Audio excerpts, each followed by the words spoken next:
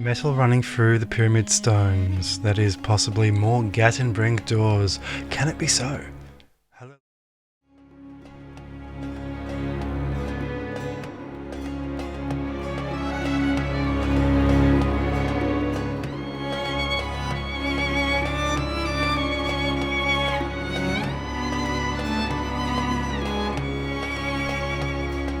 Hello ladies and gents, my research is taking me into an exciting new area.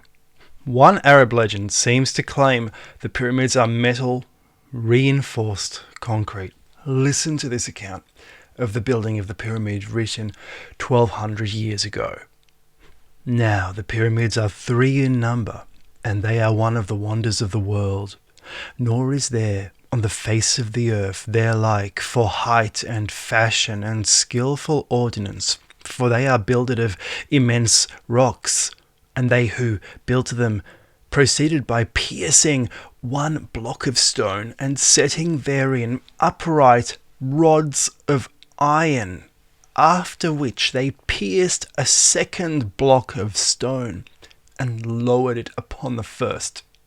When they poured melted lead, then they poured melted lead upon the joints and set the blocks in geometrical order till the building was complete. Now, what are we to make of this? And where do I get this? Some of you are not going to like this, but the Arabian Nights, which is a compilation of bits and pieces that somebody threw a title around, but it contains details mentioning the excavation of the Great Pyramid in the 800s AD.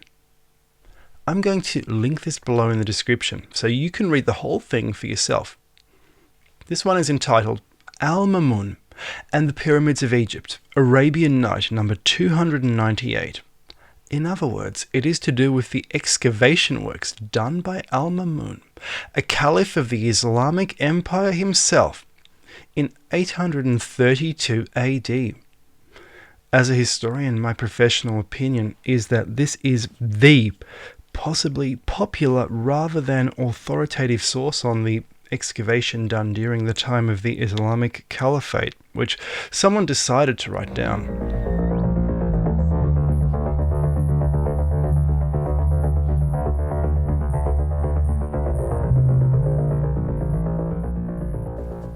I think that this is based directly on rumours circulating around Cairo as the pyramid was being opened.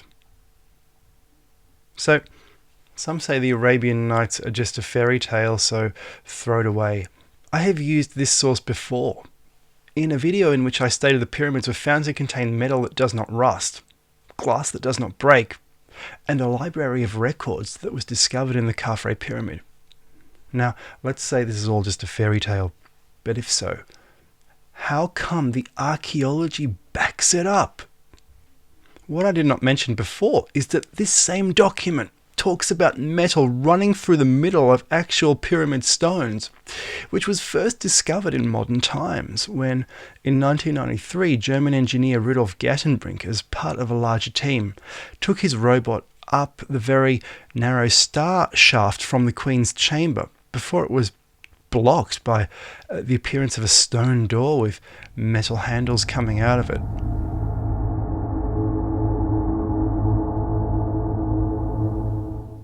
Why does the Gattenbrink hatch have metal running through the middle?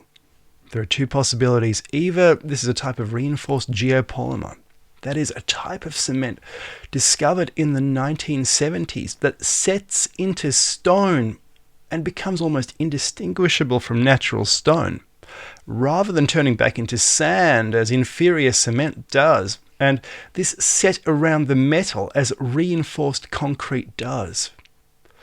Possibility number 2 is that the Egyptians simply drilled holes in the middle and stuck rods in.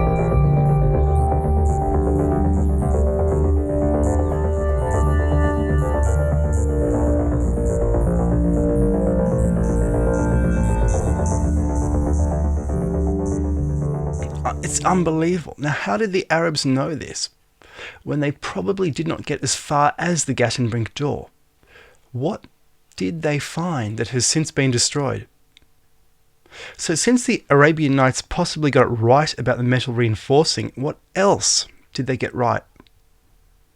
During the very Islamic Golden Age, someone collected all the magical stories they could find and slapped them into a story with a very nice cover story with Scheherazade telling stories to her king to stop from becoming beheaded. For this reason, I've been told in the comments in an earlier video where I mentioned this, that I should ignore this vital information, which I believe points to a very antique origin for the Great Pyramid in a higher technological era. Now, ignoring information is what archaeologists and some historians would do for that reason, but that is misguided. Now, you might say, well, other than the Gattenbrink door, where is this metal reinforcing in the pyramid? Well, I'll show you where it could be. If it is there, it will be found possibly in the internal structure. That is the underlying geometrical stepped structure. I described this in a way earlier video as a Mayan-looking pyramid, something like the base of the destroyed Alexandria lighthouse, which I think was not entirely built by the Greeks, hiding inside the Great Pyramid. This underlying structure, which the Arabian Night number 298 describes as geometrical, would be the buttressed internal structure. We do not know what the inside of the Great Pyramid really looks like structure-wise, but we may presume it is buttressed, just like the collapsed Medium Pyramid, where we can see the buttressed structure sticking out of the ground, with possibly either the ramp, if it is unfinished, around it, or the collapsed pyramid debris around it if it was once complete. Larger blocks were placed around this, and then a final layer of casing stones in the Great Pyramid. I think if there is reinforcing, it may be this in the buttressed structure, as it does not seem present in the stones around it, the more outer stones, unless of course the metal has rotted away, leaving behind holes. We know that the Egyptians were somehow perfectly capable of drilling through the hardest stones with ease, so the Arab description literally grooves with what we know. Last time I used the Arabian Nights to show that the pyramid, using this Arab source, possibly once contained glass that does not break, metal that does not rust, according to the Arabs, objects that must have been uncovered in the pyramid. On further reflection, reading an alternate manuscript translated by Mr. John Payne, I read that the glass vessels found were said to actually bend, but without breaking. The very definition of plastic. These supposedly contained what the Arabs took to be quote-unquote various kinds of compound drugs and medicinal waters.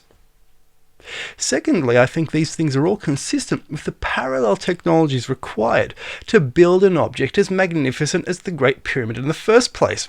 Now, the Arabs using gunpowder in I suppose, the 9th century from China could have blasted away far more than the Greeks and Romans and Persians were capable of, who did not have access to this, revealing secret alcoves containing possibly strange objects. We, after all, have such objects today. We call them plastic and stainless metal. There is absolutely nothing magical or fairy tale about such objects. It's science, isn't it? But you can see why the story was included in the Arabian Nights. Some people in the comments told me to ignore this information totally. But in my book, ignore is where the word ignorance begins, and you don't make discoveries by ignoring data.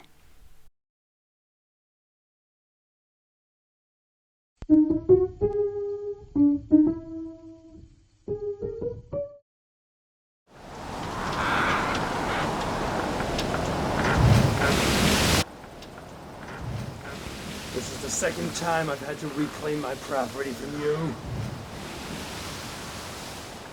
That belongs in Marcus Brody's museum. What is this junk? That belongs in Marcus. So do you. Throw him on the side. Arrgh.